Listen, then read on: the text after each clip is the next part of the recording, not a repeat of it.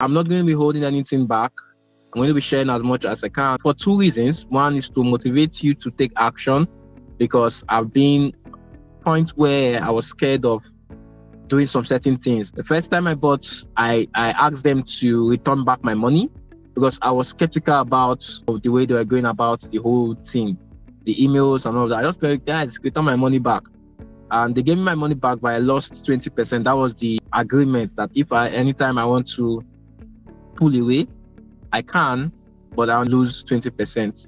And so I did lose 20% because I was not very sure. I didn't understand all of the real estate terminologies that I now understand. So I wish, sometimes I say, but I don't like to regret.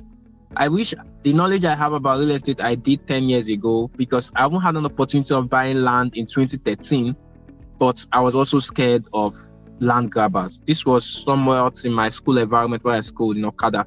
I had money. I had the land there was about 250,000 naira per plot.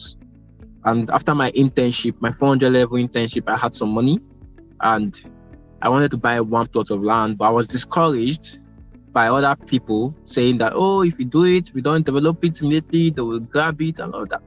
So you always hear bad reasons not to invest in real estate and some other opportunities. But like I said, taking a cue for me, the waters I've tested, right, that will give you some kind of confidence to ride along. Somebody was telling me recently that life insurance is not a good investment in Nigeria.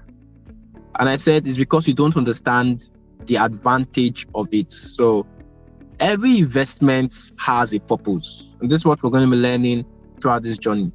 Every asset class that you own or that you want to own should have a purpose. Why am I investing in this particular asset? Because different assets have different purposes and have different advantages and disadvantages of what they say, pros and cons. Like, you can't want to compare real estate and stocks. Like I always tell people that they want to compare stocks and real estate. They say, oh, the market is volatile and all of that.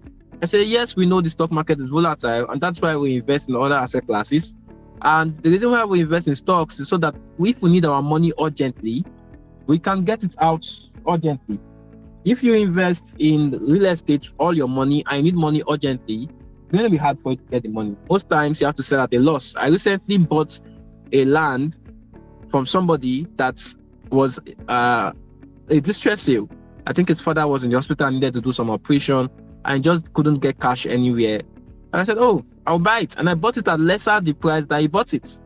But if I have such a situation and my emergency funds is not enough to take care of it, I can go to my stock market, my stock portfolio, and sell a few stocks at a profit, because I can choose the ones that have made profits or that are green and sell and leave the ones that are red.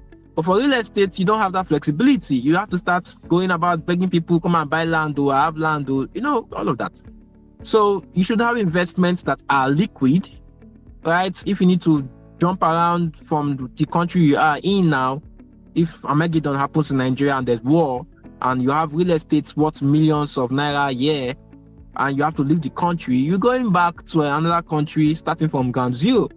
But if you're investing in this US stock market and something happens in Nigeria and you have to pack your stuff and leave, your stock portfolio is mobile, it's on your phone. So you go to another country and you continue from where you stopped. So my recommendation is that we start off with the real estate, and then we do life insurance. And then for those of us that want to do life insurance, we can start in December, because it requires a lot of documentation and all of that.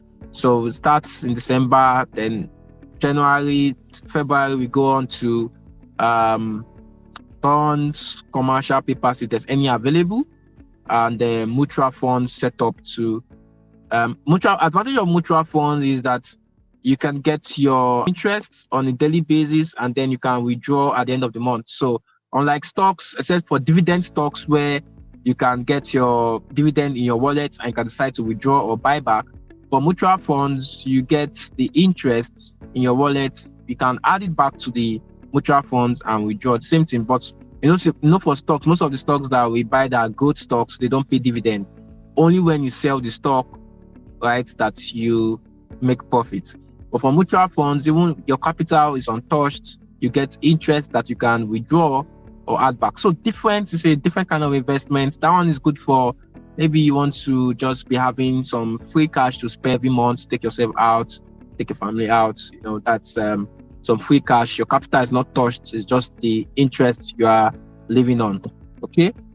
So, and then there's crypto as well. Crypto advantage of crypto is that it goes quickly within a shorter time, and that can give you flexibility of spending on some projects that you would normally not spend on, like going on a vacation to Seychelles or anywhere. Instead of feeling bad that you're spending that much on enjoyment, it's money that you made from your cryptocurrency within the year. So just go enjoy yourself and family and all of that. So see that every of these asset classes have different purposes. So that's in a nutshell. We're going to be having weekly sessions like this. So because another thing I want us to gain from this program is not just taking action, but understanding what we're doing.